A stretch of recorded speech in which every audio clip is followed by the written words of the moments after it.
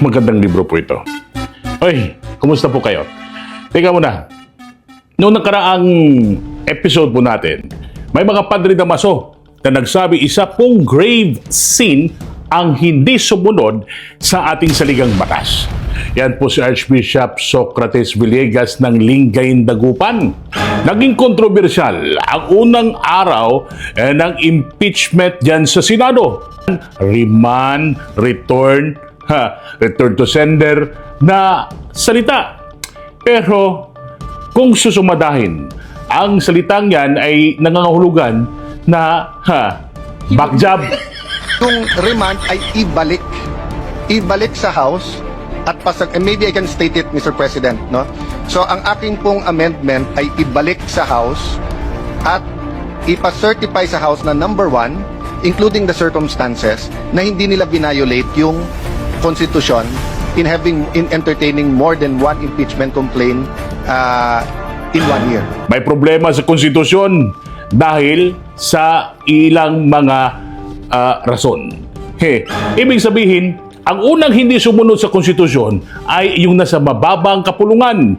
Ngayon, Archbishop Soc Villegas at saka iba pang mga padre damaso dyan.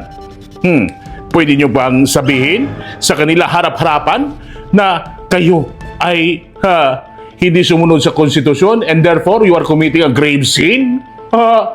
Aba, noong nakarang araw, ang mga santo-santito, kurason de demonyo pala, na mga congressman, dala-dala pa nila yung mga articles at in-offer pa sa isang banal na misa.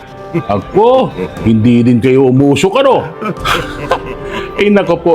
Anyway, return to sender ang inihaing impeachment case ng mababang kapulungan sa Senado laban kay Vice President Sara Duterte. Noong Martes, on New Address, nagsimula ang sesyon sa Senado nang mag-move si Senador Bato de la Rosa na i-dismiss na agad-agad ang impeachment case. Paliwanag ni Senador Bato na tinatawag ngayong Senador Batorre, may mga paglabag sa ating saligang batas ang naturang impeachment case, partikular dito ang 1-year bar rule sa ilalim ng Article 11, Section 3, Paragraph 5 na nagsasaad na no impeachment proceedings shall be initiated against the same official more than once within a period of 1 year. Archbishop Soc, gusto ko mo bang ulitin ko?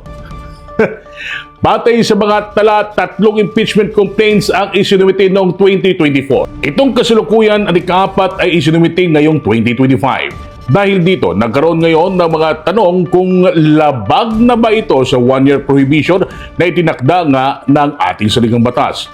Sinugundahan naman ni Senador Bongo si Senador Bato. Para kay Go, itong pagpupumilit ng mababang kapulungan na maisulong ang papapatalsik kay Inday Sara ay hindi naman prioridad ng Pilipino. Alam nyo, mas kailangan anyang unahin ang ilalaman sa tiyan ng ating mga kababayan. In short, sa hirap ng dinaranas ng mga Pilipino sa ilalim ng BBM administration, hindi naman nakakain itong impeachment at hindi makakapawala sa gutom ng mga Pilipino. Alam nyo, bilang mga oposisyon sa Senado, naturalmenteng tutol itong minorya na kinabibilangan ni Senador Coco Pimentel at Senador Risa Hontiveros. Paliwanag ng dalawa, ang Senado ay isang continuing body. At ang impeachment case ay pwedeng ma-carry over hanggang sa 20th Congress, parang basketball lang.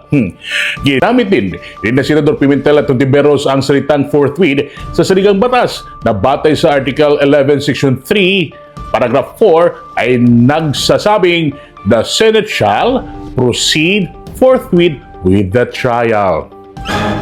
So mga amigo, alam nyo, itong argumentong ito sa kahulugan ng forthwith na umaani ng iba't ibang legal interpretations mula sa napakaraming legal luminaries dito sa ating bansa, pati na rin sa mga feeling bright, mga all-knowings ay na sumausaw sa issue ay hindi kasintimbang ng isyong inihain ni Senador Batorne.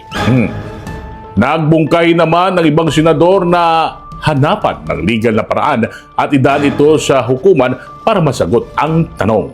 Pero hindi nagpatinag si Senador Bato. Binigyan din niya na ang Senado ang tanging may kapangyarihan na dinggin ang impeachment cases gaya na nakasaad sa Article 11, Section 3, Paragraph 6. The Senate shall have the sole power to try and decide all cases of impeachment.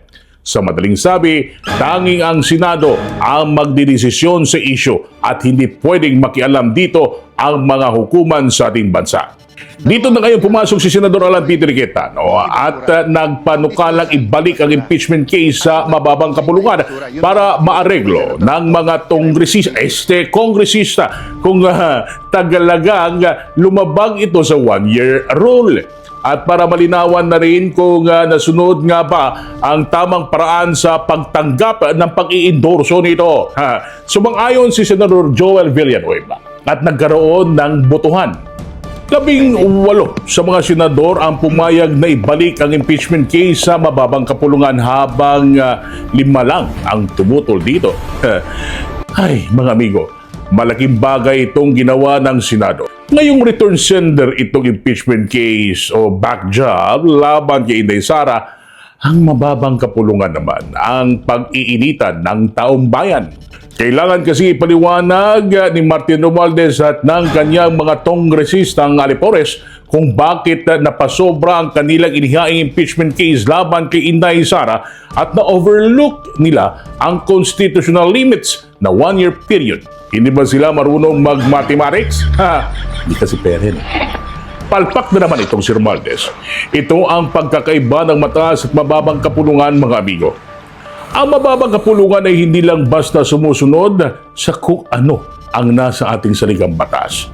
Inailalantad din ng mga senador ang mga butas kapag ang Senado at ang ating saligang batas ay planong gamitin ng mga powers that be sa kanilang pansariling ambisyon.